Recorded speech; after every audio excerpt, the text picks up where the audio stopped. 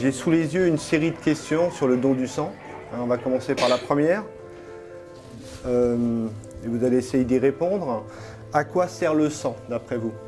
Ça fait marcher le cœur. À vivre en quelque sorte.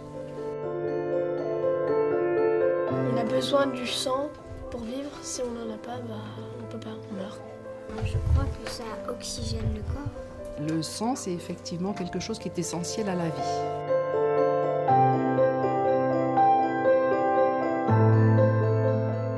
Pourquoi faut-il donner son sang? On donne son sang parce que ça peut sauver des vies humaines. Et puis, les malades, ils ont besoin de sang s'ils ont perdu beaucoup trop. On prend un minimum de sang pour injecter aux malades. Ce sang permet de sauver des maladies graves. Ça permet de sauver aussi beaucoup de vies humaines. Donc effectivement, on va donner du sang aux malades qui en ont besoin. Et on va leur apporter ce qu'il leur faut en fonction de ce qu'ils ont.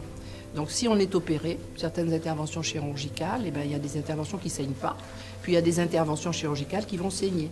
Si on a un accident de la route, on peut être sur le bord de la route et saigner. Donc il va falloir donner du sang pour soigner cet accidenté. Et puis il y a des maladies du sang, il y a des maladies graves, il y a des cancers, où on a besoin de donner du sang aux malades. Et ça, c'est ce à quoi sert le sang.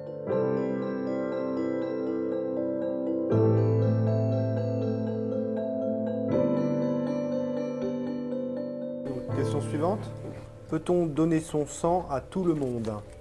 On ne peut pas le donner à tout le monde parce qu'on ne peut pas le donner à des personnes proches de sa famille comme frères et sœurs ou cousins, cousines germaines et aussi à des personnes qui n'ont pas le même groupe sanguin. On ne peut pas donner son sang à tout le monde, à moins d'être du groupe O.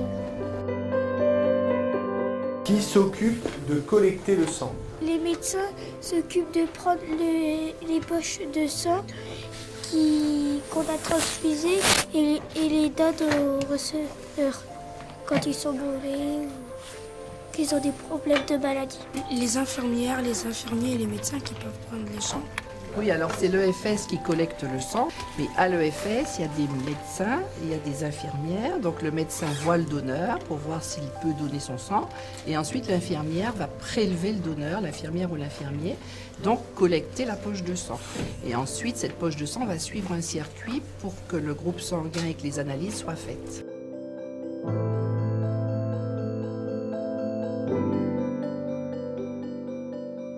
Pourquoi à un certain âge on ne peut plus donner son sang?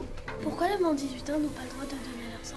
Pourquoi on peut pas avoir moins de 18 ans pour donner son sang? On dit que, sauf en cas particulier, on doit donner son sang entre 18 et 70 ans. Quel cas particulier? Les personnes qui donnent leur sang, ils sont en majorité de quel âge? En fait, on ne donne pas son sang avant 18 ans parce qu'il faut être majeur, il faut être libre de faire son choix, de prendre sa décision pour donner son sang. Après 70 ans, parce qu'en fait, on ne peut pas donner son sang parce qu'en fait, on est plus vieux, on a parfois des maladies, on prend parfois des médicaments et en plus, on pourrait être fatigué. Quand on a 70 ans, on n'est pas comme à 30 ans. Alors, il faut vraiment le donner entre 18 et 70 ans. Le sang se conserve-t-il longtemps? Et les plaquettes, elles peuvent se conserver combien de temps? À quelle température conserve-t-on le sang? Est-ce que c'est vrai que le circuit sanguin fait 100 000 km? Où est-ce qu'on conserve le sang? Pourquoi le sang est-il liquide? Donc les globules rouges, ça se conserve 42 jours et ça se conserve dans un frigidaire, en fait, à la température du frigidaire, plus 4 degrés. Les plaquettes, ça dure 5 jours. Donc c'est une cellule très fragile qui ne dure que 5 jours, qui a une durée de vie très courte et qui est fragile. Donc elle se conserve à température ambiante, c'est la température de cette pièce par exemple, 22 degrés. Et on les agite comme ça sur des appareils qui agitent les plaquettes pour qu'elles restent en suspension et qu'elles soient mieux conservées en fait. Et le plasma, c'est congelé et sa durée de conservation est de 1 an. Donc dans un congélateur et ensuite pour le transfuser, on va le décongeler et le donner aux malades.